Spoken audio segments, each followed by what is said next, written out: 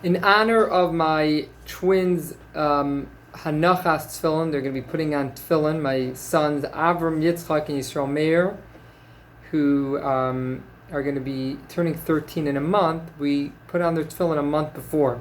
So I want to share with you the journey of getting the tefillin during Corona. So many months ago, I spoke to my Rebbe, Rabbi Berkowitz, and I asked him, he lives in Israel, and I said, can you organize a beautiful set of tefillin for both of my sons? One's a lefty, one's a righty. My Rebbe got on it right away. He hired the scribe. He organized the person who's going to put together the tefillin. And as we were getting closer to the date, he told me they'll be ready in the summer. And about a month ago, he emails me, he says, Shlomo, the tefillin are ready, but the only question I have for you is how are we going to get them to Dallas? Because of all the flights being canceled, who's coming from Israel to Dallas, and we don't want to take a chance shipping these tefillin because, God forbid they should get stuck in the heat.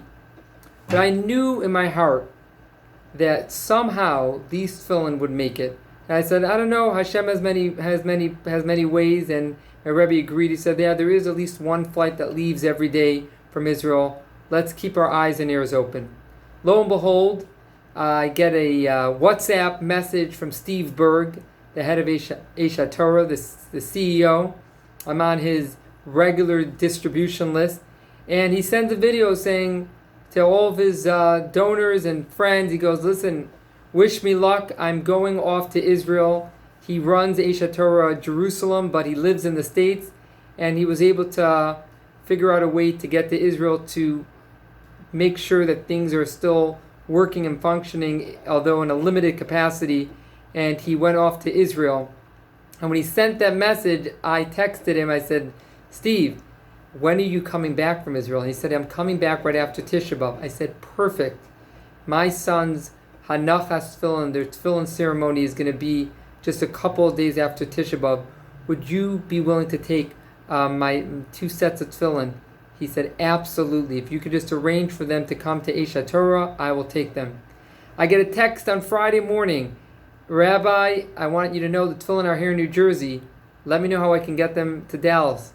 I wanted to, again, avoid shipping. I reached out to Rabbi Rakowski here in Dallas, and I reached out to all the rabbis, and he responded. He goes, I know someone coming from Lakewood for a wedding. If you can get them from Bergenfield, New Jersey to Lakewood, I think we have a way to get them here.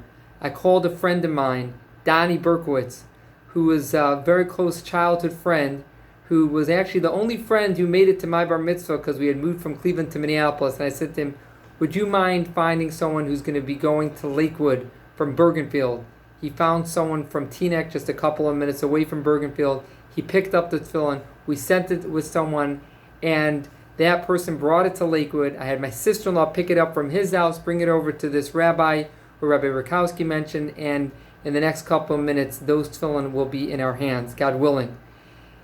This story teaches me one unbelievable lesson. It says in the Gemara in Brachos that Hashem, not only do we wear tefillin, our tefillin says Shema Yisrael, that we look to Hashem and say, you listen to Klal Yisrael, you are Hashem, you are our God, you are one. Hashem also wears tefillin. His tefillin say, Mi ka'amcha Yisrael, who is like the Jewish people.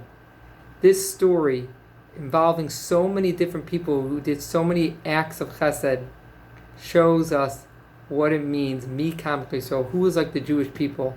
So as we put on our tefillin on our boys tomorrow, God willing, we are going to think about how Hashem puts on His tefillin. And just like our tefillin, we're going to cry out Shema Yisrael, Hashem's tefillin are going to be crying out Mi ka'amcha Yisrael. Have a wonderful day.